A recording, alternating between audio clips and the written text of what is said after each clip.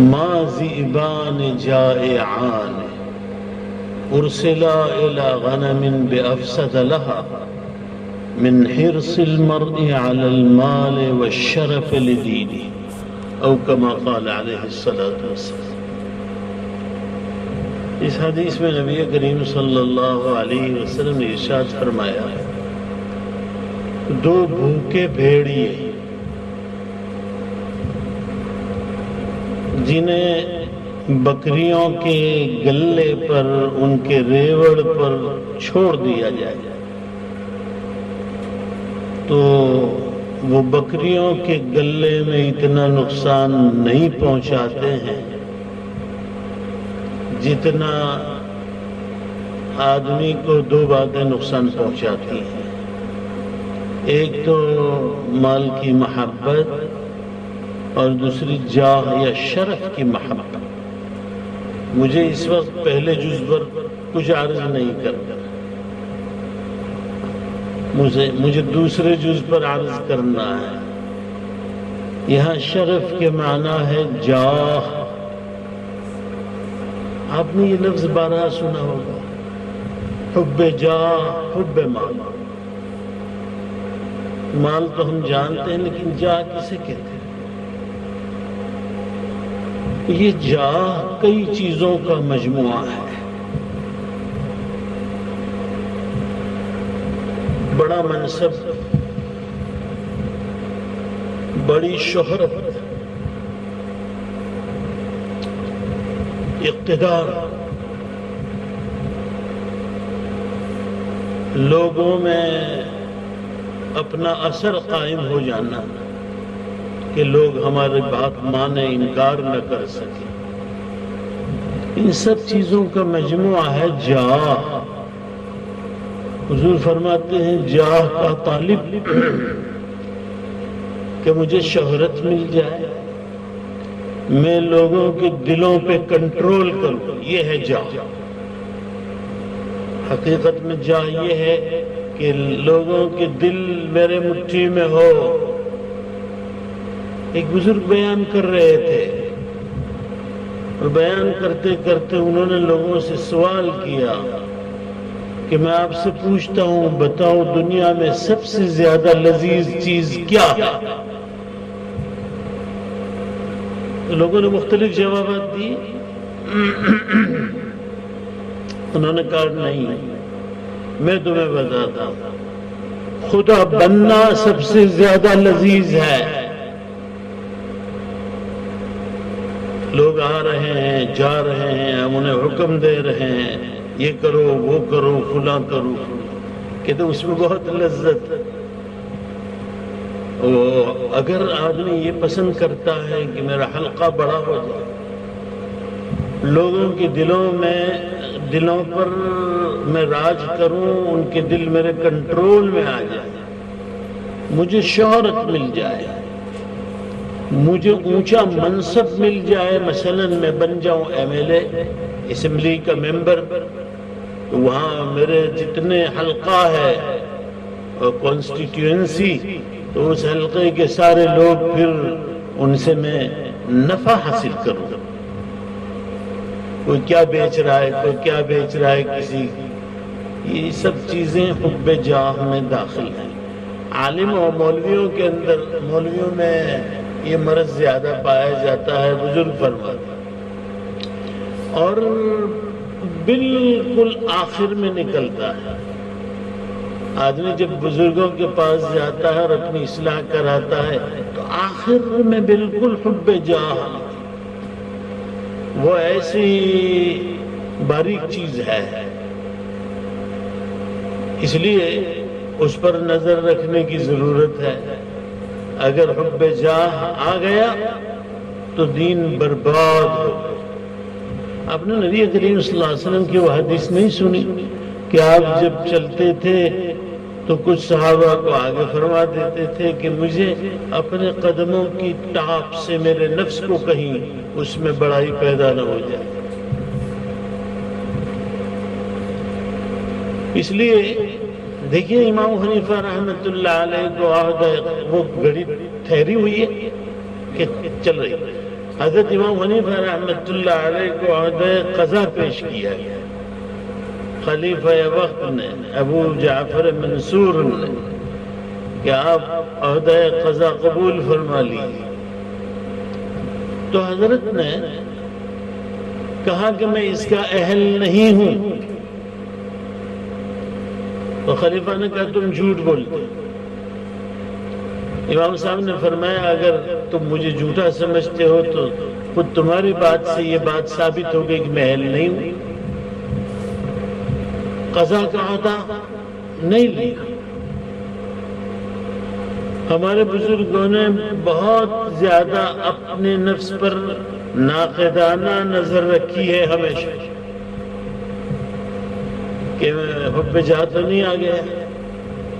حضرت شیخ ابو الحسن نوری رحمۃ اللہ علیہ کا واقعہ ہے، بہت بڑے بزرگ تھے، وہ دریا سے گزر رہے تھے اور وہاں ایک کشتی لنگر انداز تھی اور اس میں سے مٹکے اتارے جا رہے تھے شراب کے۔ آپ نے وہاں کے ذمہ دار سے پوچھا کہ یہ مٹکے کس چیز، کہا کہ شراب کے ہیں، کن کے لیے؟ حاکم کے لیے جانے ہیں۔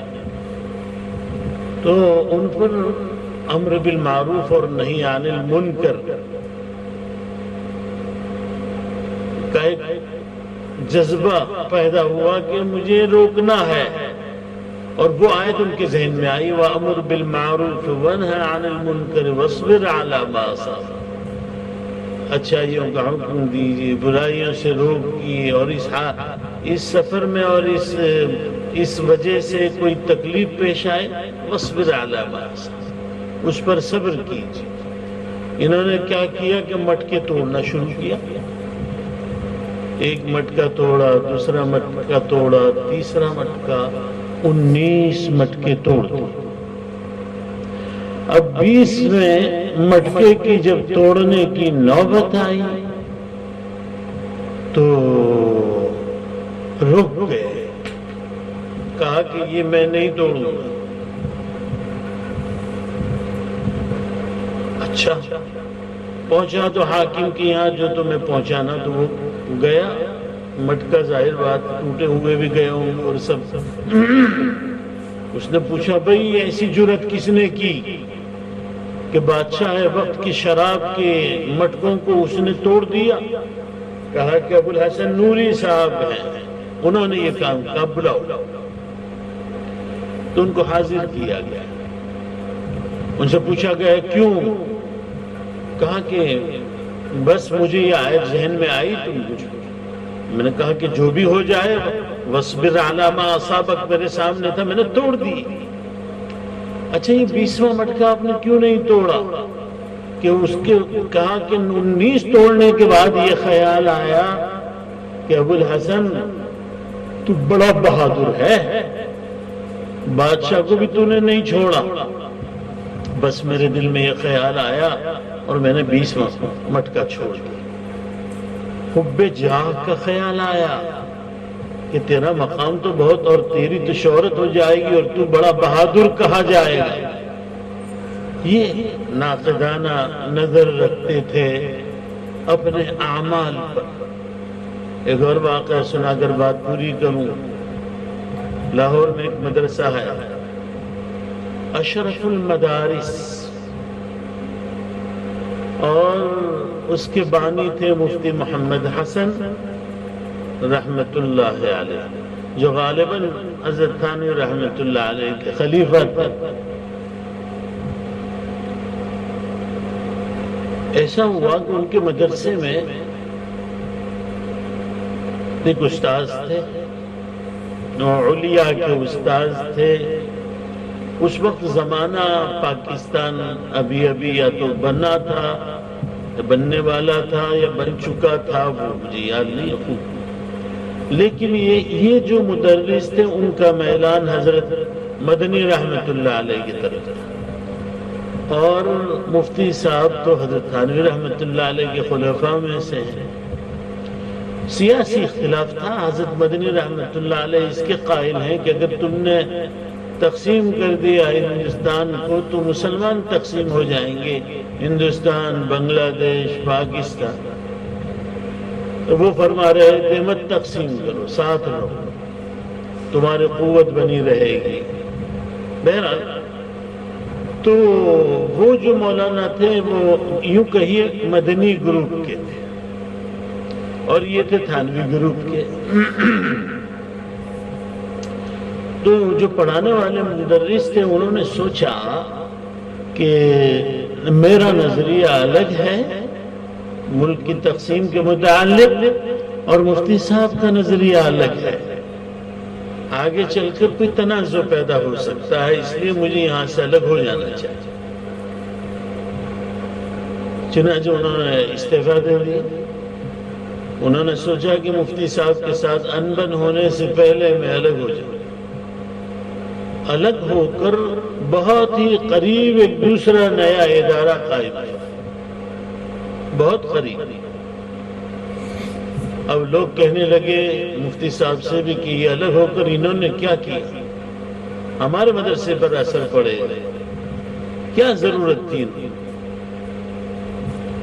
ان کے صاحبزادے ایک مرتبہ انہوں نے بھی کہا کہ ابا دیکھیے انہوں نے ہمارے ساتھ کیا کیا۔ تو وہ صاحبزادے اس وقت کسی کام سے جا رہے تھے، تو ابا نے پوچھا مفتی صاحب نے بیٹا کہاں جا رہے ہو؟ کہا کہ امی نے کوئی کام سپرد کیا ہے، کہا کہ تم کام پورا کر کے آ جاؤ، آج میں تمہیں ایک سبق سکھانے والا ہوں۔ وہ گئے، کام پورا کر کے آئے، کہا کہ ابا جان کام پورا کر لیا ہے، آپ کوئی سبق دینا چاہتے ہیں؟ کہا کہ بیٹے جب بازار میں تم گئے ہو اور بوجھ اٹھا کے آ رہے ہو اور تم سے اٹھ نہیں پا رہا ہے، اس درمیان کوئی آ گیا اور کہے کہ میں تمہاری مدد کروں تو وہ تمہارا محسن ہے یا نہیں؟ کہا کہ ہمارا محسن ہے۔ کہا کہ لاہور اتنا بڑا شہر، اس کی دینی ضرورتیں اس شہر کی کتنی زیادہ ہیں، کتنے سارے مدارس کی ضرورت ہے، ہم اکیلے ہیں، ہم پر کتنا بوجھ تھا، تو ہمارے اس بھائی نے اس بوجھ کو ہلکا کر دیا، اخلاص، ورنہ کہتے ہیں ان کے مدرسے کو اکھاڑ دو۔ حب جاہ بہت بری بلا ہے، ہمارے دل میں کبھی نہیں آنا چاہیے، میری شہرت۔ دیکھیں سنیں، جاہ ایک درجے میں مطلوب بھی ہے، اتنی جاہ مطلوب ہے کہ ہمیں کوئی ایذا نہ پہنچا سکے۔ ایک آدمی بالکل اجنبی ہو، بالکل کسی گاؤں میں چلا جائے، چھوٹا سا گاؤں یا شہر، اس کو کوئی تھپڑ بھی مار دے گا، وہ خود بھی طاقت نہیں رکھتا اور طاقت رکھتا ہے تو سوچتا ہے کہ دوسرے سارے مجھ پر پل پڑیں گے۔ کیوں؟ اس کے پاس جاہ نہیں، پہچان نہیں۔ تھوڑی جاہ مطلوب ہے۔ ایک واقعہ سناؤں میں، ایک بار ایک نواب صاحب نے دلی کے قریب بڑے بڑے علماء، بڑے بڑے تجار، رؤساء کو اس نے دعوت دی اور دعوت کے لیے خیمے بنائے تھے ان کی رہائش کے لیے، اور قضاء حاجت کے لیے ایک اور جگہ وضع کی تھی، بنا رکھی تھی۔ ایک عالم تھے، اب بیچارے سیدھے سادے لیکن بہت بڑے عالم، ایسا نہیں کہ کوئی عبا قبا پہنا ہوا ہے اور سر پر امامہ ہے، شملہ لٹکا ہوا ہے، ہاتھ میں تسبیح ہے، ایسا کچھ نہیں، سادہ سادہ۔ ہمارے مولانا قاسم نانوتوی رحمۃ اللہ علیہ کے متعلق لکھا ہے کہ دھوتر کا کپڑا پہنا اور لنگی پہنا کر، اور وہ آپ کو معلوم نہیں، ایک واقعہ بھی سنا دوں، وقت ہے نا ابھی مولانا، وہ یہ ہے کہ انگریزوں کا زمانہ تھا اور انگریزوں کے زمانے میں ان کا ایک دستور تھا کہ ہر سال وہ ایک میلہ لگاتے تھے، اور اس میلے کا نام معلوم ہے کہ میلہ خدا شناسی، اللہ کو پہچاننے کا میلہ۔ تو ہر سال مختلف مذاہب کی طرف سے نمائندے آتے تھے، سکھوں کا نمائندہ، عیسائیوں کا نمائندہ، یہودیوں کا نمائندہ، ہندوؤں کا نمائندہ، اور اپنے مذہب کی خوبیاں بیان کرتے تھے۔ ایک سال حضرت مسلمانوں نے اپنا نمائندہ حضرت مولانا قاسم نانوتوی رحمۃ اللہ علیہ کو منتخب کیا۔ جب وہ اسٹیج پر آئے ہیں تو وہ دوسری قومیں آپس میں چیمگوئیاں کرنے لگی کہ مسلمانوں کا ایسا نمائندہ کوئی ہوتا، ذرا پرسنالٹی اس کی شخصیت متاثر کن ہوتی، یہ تو لنگی پہن کے آئے ہیں اور بالکل دھوتر کا کپڑا ہے۔ خیر، حضرت نے بیان شروع فرمایا تو اس میلے کی رویداد ایک ہندو نے لکھی ہے رپورٹ، اس میں اس نے لکھا ہے جب مولوی قاسم بول رہے تھے تو سرسوتی دیوی ان کی زبان پر جیسے بول رہی ہو۔ ہندوؤں کے ہاں لکشمی دیوی وہ ہے جو دولت کا فیضان کرتی ہے، اور سرسوتی دیوی وہ ہے جو علم کا فیضان کرتی ہے۔ تو بہت سادہ آدمی تو مولانا تھے یہ دلی والے، وہ بھی بہت سادے تھے، تو قضاء حاجت کے لیے جب گئے اور تشریف لائے تو چوکیدار نے روک دیا کہ یہ تو بڑے لوگوں کی جگہ ہے، کہاں تم آ گئے؟ ان کے ہاتھ میں عصا تھا، انہوں نے زور سے زمین پر مارا اور کہا ہم ہیں مولانا عبد الرب صاحب دلی والے جو ساری دنیا میں مشہور ہے۔ اس نے کہا کہ بھائی جائیے چوکی، کبھی کبھی جاہ تھوڑی مطلوب ہے، یاد رکھیے۔ اور جیسا کہ میں عرض کر چکا ہوں کہ منصب کا طلب کرنا یہ بھی حب جاہ ہے، اس لیے حدیث میں ہے خود سے منصب طلب نہ کرو ورنہ مدد نہیں ہوگی، اور جب تم کو دیا گیا زبردستی تو اللہ کی مدد شامل ہے۔ لیکن یہاں پر بھی استثناء ہے، یاد رکھیں یہاں پر بھی استثناء ہے۔ حضرت یوسف علیہ السلام کا واقعہ کیا فرمایا؟ اجعلنی علی خزائن الارض انی حفیظ علیم۔ بادشاہ سے کہا تھا کہ جو خزانہ ہے اس کی حفاظت پر مجھے مامور فرما دیجیے، محکمہ خزانہ میرے سپرد کر دیجئے، میں حفاظت بھی جانتا ہوں اور خرچ کہاں کرنا وہ بھی جانتا ہوں میں۔ حضرت یوسف علیہ السلام نے منصب مانگا تھا، وہ انہوں دیکھ رہے تھے سارے بھرشٹاچاری ہیں، یہ سب ملک کا کیا ستیاناش کر دیں گے، اس وجہ سے انہوں نے خود نے مطالبہ کیا۔ کہیں ایک آدمی یہ سمجھتا ہے کہ میں نہیں بولوں گا، میں اسے آگے بڑھ کر تو پتہ نہیں کیا ہوگا۔ اب ایک مثال دوں گا، ایک مسجد ہے اور مسجد میں بیٹھے ہوئے لوگ ہیں، عوام ہیں، اور کسی مسئلے میں بحث کر رہے ہیں، مفتی صاحب بھی بیٹھے ہوئے اور مفتی صاحب چپ بیٹھے ہیں، یہ لوگ غلط اپنے طور پر مسئلہ، تو انہیں بولنا چاہیے، یہ حب جاہ نہیں ہے، بلکہ بتا رہے ہیں کہ بھئی میں پڑھا ہوا ہوں، میں نے درس نظامی پڑھی ہے، میں نے فقہ کی کتابیں پڑھی ہیں، میں جو مسئلہ بتا رہا ہوں وہ سنو۔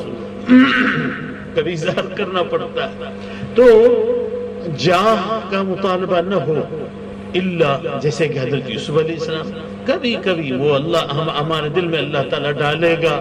اور دیکھیے لوگ سمجھتے ہیں مجھے شہرت کب مل جائے، کیسے شہرت مل جائے، مسکان کو مل گئی ایک دن میں، مجھے کیسے مل جائے؟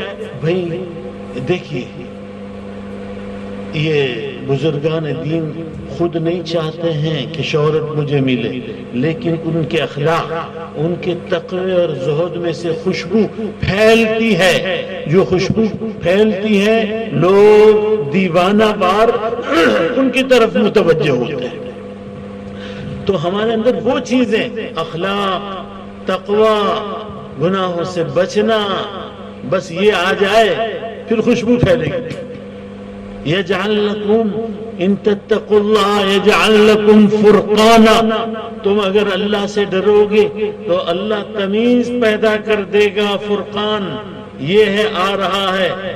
یوں ہی محبت، ان الذین آمنوا وعملوا الصالحات سیجعل لهم الرحمن ودا، جو ایمان لائے اور نیک عمل کی اللہ ان کے لیے لوگوں کے دلوں میں محبت پیدا کرے۔ بہرحال بچوں بس یاد رہے، اب آپ جاؤ گے اب کام میں لگو گے، آپ کے لیے مساجد ہوں گی، مدارس ہوں گے، آپ کی مقبولیت بھی ہوگی، لیکن اپنی طرف سے شہرت کا طلب کر بہتر، اللہ خود تمہیں شہرت دیں گے انشاءاللہ۔ حدیث نہیں ہے کہ 7 دیواروں میں چھپ کر، میں ترجمانی کر رہا ہوں اس کی، چھپ کر کوئی آدمی نیک عمل کرے اللہ اسے ظاہر کر دے۔